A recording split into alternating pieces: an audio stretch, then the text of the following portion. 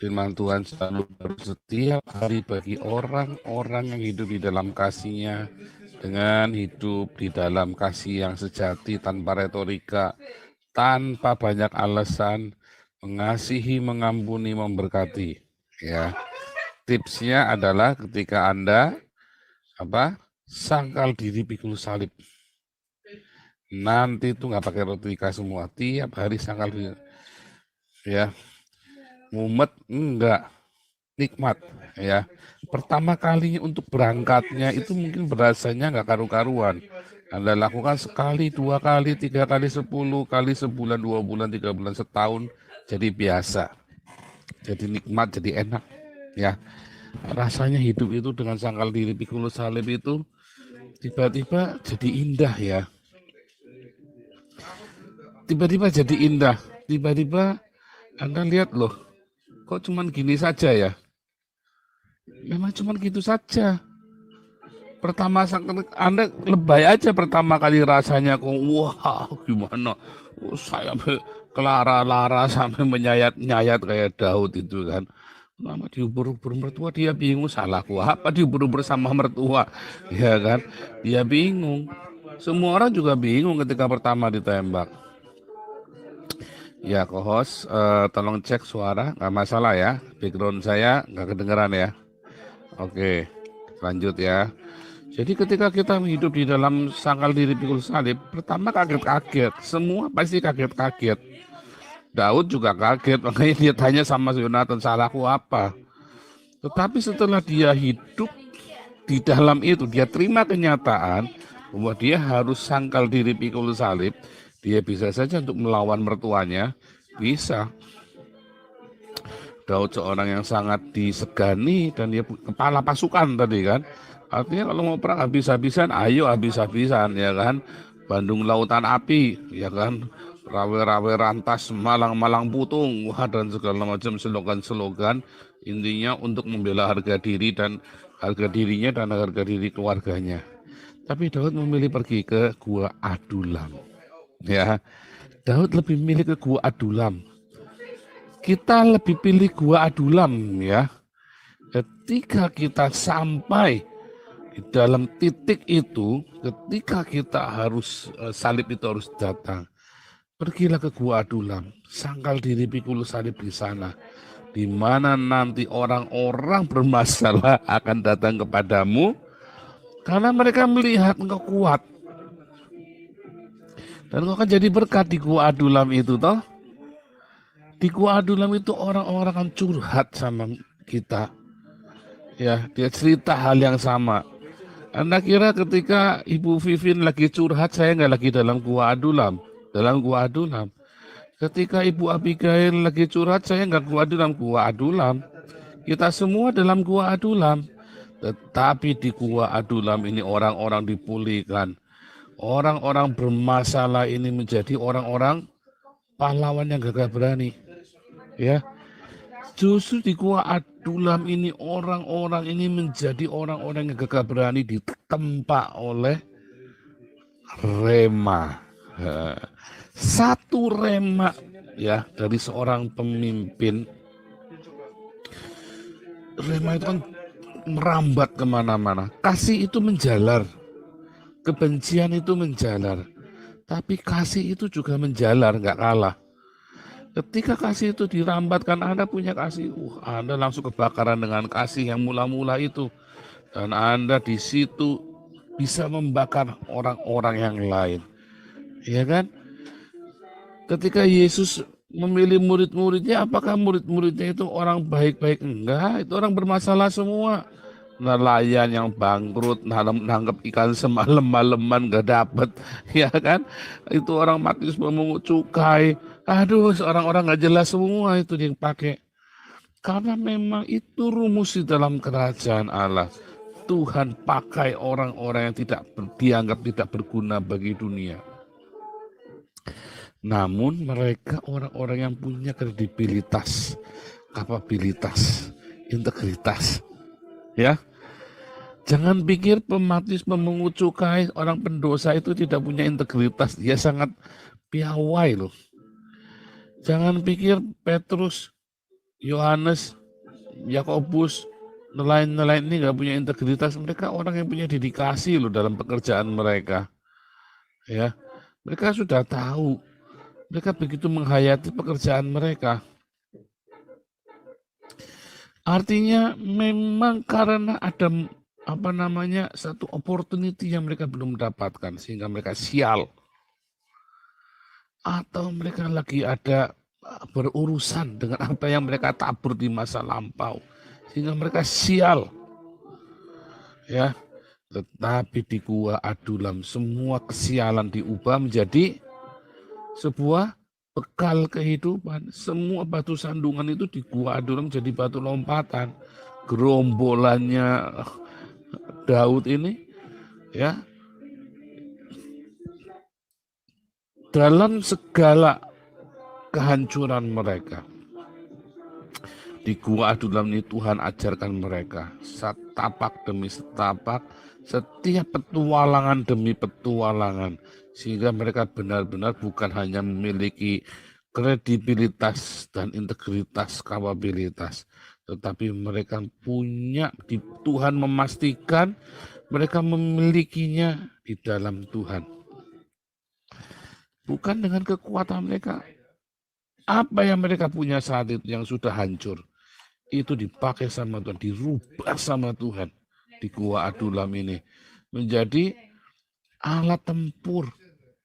Mereka semua jadi pasukan tempur. Luar biasa ya. Bahkan mereka menjadi pasukan tempur yang tidak terkalahkan. Luar biasa ya. Wah, pertama ya dihina-hina. Anda kalau ikut rombongan Nabi 26 ya dihina-hina pertama kali, ditakut-takutin, dikasih fatwa, tadi kasih satan segala macam. Tetapi kasih itu menjalar. Ya. Kasih, cinta itu menjalar. Cinta itu membuat orang itu tiba-tiba, saya nggak tahu ada rasa apa, kenapa aku deket-deket kamu enak ya. Artinya bukan enak-enak mesum, bukan ya, tapi kenapa aku nyaman ya bersama dengan kalian, kenapa nongkrong di sini nyaman ya. Nah itulah tugas kita ya, para penjahat dalam tanda kutip di Gua Adulam, itu kan para penjahat semua kan, orang yang berutang, orang yang bangkrut, orang yang kolaps, orang yang lagi bermasalah. Dikatakan tadi kan di Gua Adulam itu kumpul semua. Orang yang diuber-uber, yang kriminal semua. Apapun kondisi Anda, datanglah ke Gua Adulam. Di Gua Adulam ini cinta itu menjalar, orang merasa nyaman, merasa diterima, ya. Wah, beberapa orang, Pak, saya tapi ini orang bermasalah, Pak, gini apa saya boleh melayani? Aduh, saya juga orang bermasalah, Pak, sama-sama. Ibu, Bapak, saya juga orang bermasalah. Jadi, berbahagialah karena saya tidak akan menghakimi Anda. Karena ketika saya menghakimi Anda, saya menghakimi diri saya sendiri. Jadi, di Gua Adulam ini nggak ada penghakiman. Semua orang diterima. Semua orang itu di welcome, everybody welcome dengan segala macam dosanya, kekurangannya, kelemahannya. Ayo kita semua sama-sama melayani Tuhan dengan paradigma yang baru. Karena di Gua Adulam ini kita disadarkan, oh ternyata bukan karena aku baik, oh ternyata bukan karena aku hebat, aku dipakai Tuhan. Ternyata aku bisa ke Baduy bukan karena aku orang hebat, aku ini orang gak jelas, dipakai sama Tuhan, bisa datang ke Baduy, bisa memenangkan jiwa di sana. Ya, kita bisa memberitakan Injil. Aku ini orang gak jelas, dipakai Tuhan untuk keliling dunia memberitakan Injil. Aku ini orang gak jelas, tapi dipakai Tuhan untuk berdiakonia, bermarturia, melakukan pekerjaan-pekerjaan yang ajaib. Itulah Gua Adulam. Itulah paradigma Gua Adulam. Tetapi ada juga orang-orang brengsek yang nggak mau ya di Gua Adulam itu kan. Para orang-orang dursila yang suka bersungut-sungut. Biasanya dia nggak akan tahan. Nggak akan tahan. Tapi orang-orang yang memang dia di dalam hatinya dia memiliki integritas dan kapabilitas. Ya. Dia tahu Tuhan memberikan kesempatan kedua, second chance kepada hidupnya dia. Oh, dia akan gunakan itu. Dan second chance itu selalu dahsyat. Second chance itu selalu dahsyat. Ya, beda dengan orang-orang yang nggak tahu rasanya gagal. Saya tahu rasanya gagal. Saya tahu jadi orang berdosa. Saya tahu jadi orang tertuduh, dipermalukan, terhina. Ya, sehingga ketika kesempatan yang kedua itu datang, saya bilang, Tuhan, terima kasih buat kesempatan kedua ini. Saya akan lakukan sebaik-baiknya. Apa yang saya kuat tenaga. Walaupun itu pun belum ada artinya, tapi biar Tuhan yang mengubahkan. Demikian juga kita semua, Anda dan saya, kita semua. Anda adalah orang-orang di gua Adulam yang siap menjadi gua Adulam bagi orang-orang di sekeliling Anda yang lain. Welcome, ya. Kalau kita tahu, kita sadar diri kita orang berdosa, kita jangan menghakimi orang yang datang sama kita. Ya, karena di dalam kasih agape yang Tuhan sudah berikan, second chance, kalau Tuhan kasih kesempatan kedua kepada kita, kita mau kasih kesempatan kedua pada orang lain. Ayo sama-sama kita. Karena saya juga orang berdosa. Tapi saya mau, Tuhan saya mau, Tuhan saya bersedia. Tuhan, ini aku dengan segala kehancuran kegagalanku. Sebab ketika kita gagal, Yesus berkata, ya, aku tidak pernah gagal. Ya kan? Dia tak pernah gagal. Sebab dia Allah yang berkuasa. Dia tak pernah gagal. Dia beri jaminan firman-Nya.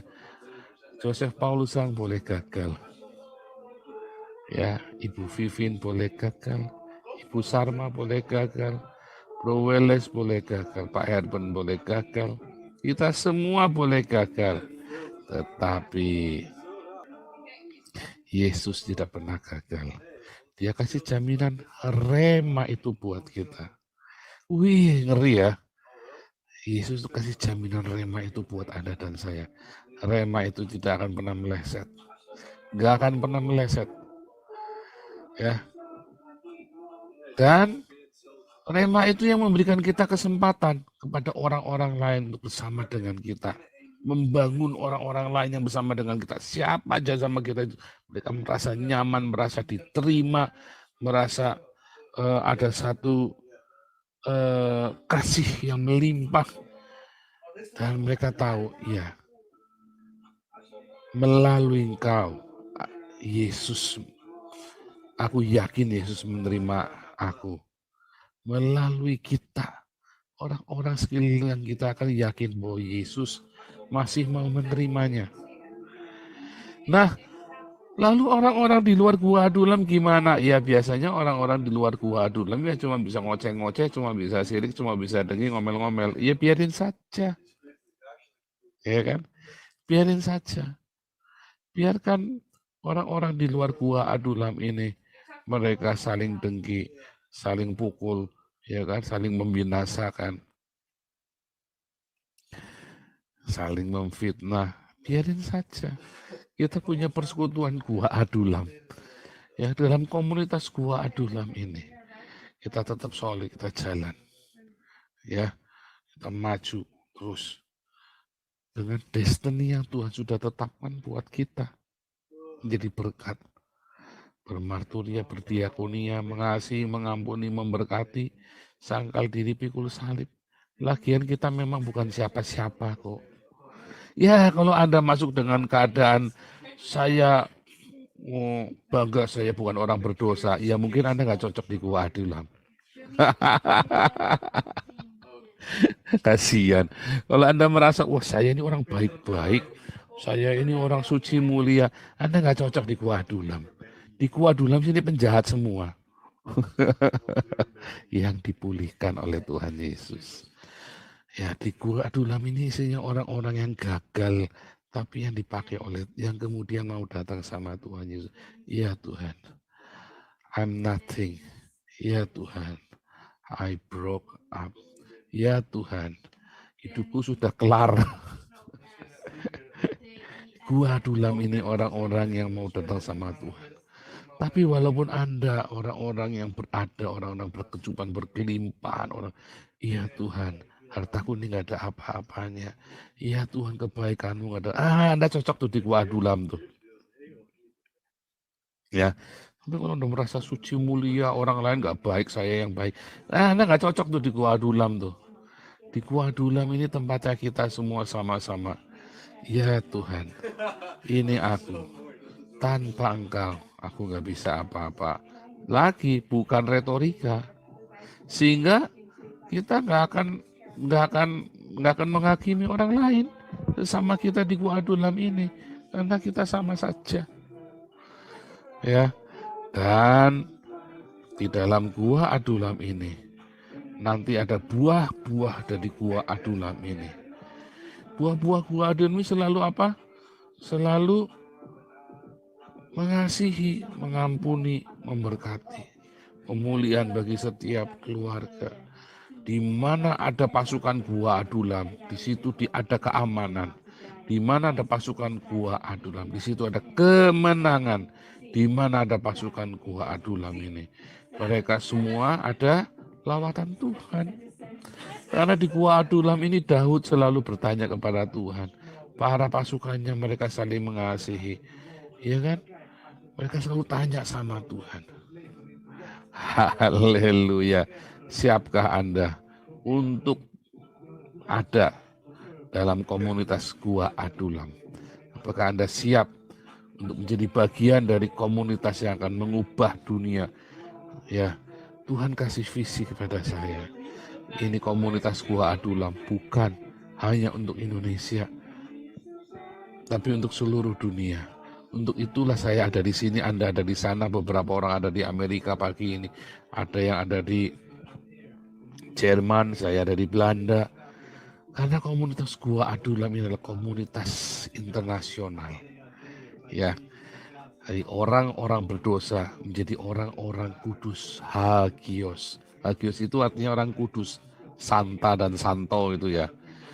Orang-orang Gua Adulam ini artinya orang-orang yang orang brengsek yang dijadikan para rasul yang menggoncang dunia. Orang Gua Adulam ini, Anda dan saya adalah orang-orang yang dipakai Tuhan untuk memulihkan keluarga-keluarga di sekeliling Anda, untuk memberikan kabar sukacita, menghadirkan kerajaan Allah bagi orang-orang yang ada di pinggir jalan yang Anda lewati, ya, si makan, si pakaian, ya. Oh ya, PR-nya hari tadi 31 Januari saya tagih ya PR-nya ya keluarga Natal. Anda sudah berkati siapa?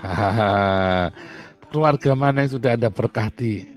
Ya, Anda cerita ya anonim ya, jangan disebutkan. Oh saya sudah memberkati, misalnya Bu Salmo, saya sudah berkati itu Bu Si Otang itu. Aduh jangan, kasihan aja Bu Si Otang. Makanya pas saya kemarin ada cerita gini, cerita rasanya seperti apa. Oh kalau saya masuk cita ya, saya sudah salurkan beberapa. Kebetulan saya diberkati lebih ya. Saya kaget, waduh, saya bisa berkati orang lebih nih kalau begini nih. Wah, ini saya berkati lebih beberapa orang. Aduh, sukacitanya minta ampun saudara, sungguh sukacitanya luar biasa. Ya, sukacita sekali ya. Saya ini yang bukan siapa-siapa, yang diberkati oleh Tuhan, makanya nikmat ya. Yang belum masih ada waktu beberapa hari. Kita masih punya waktu 3 hari ya, yang belum, yang merealisasikan untuk Natal, realisasikan untuk tahun baru bagi keluarga yang susah ya. Haleluya. Kiranya komunitas Gua Adulam ini menjadi berkat bagi orang-orang dimanapun yang Anda temui. Air mengalir ya, yang semata kaki, selutut, sepinggang, sedada, sampai airnya menjadi sungai besar. Kemana komunitas Gua Adulam pergi akan mendatangkan kehidupan. Pohon-pohon akan tumbuh, berbuah lebat, ikan-ikan akan berkeriapan di sana. Karena komunitas Gua Adulam ini adalah komunitas kerajaan Allah yang dimana ada Roh Kudus, ada rema mengalir melalui hidup dari orang-orang yang ada di dalamnya. Luar biasa ya. Tentu saja ada salib, sangkal diri pikul salib ya. Tadi sebutkan ada aniaya. Jangan takut, jangan takut ya. Karena kalau waktunya belum tiba, nggak akan datang, nggak akan mati. Lagian kalau mati juga keuntungan. Jangan takut ya.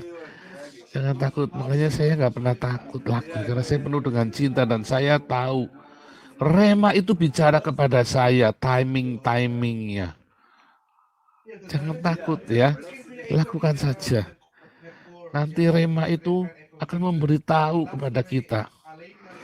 Ya, rema itu Roh Kudus itu akan bicara kepada kita.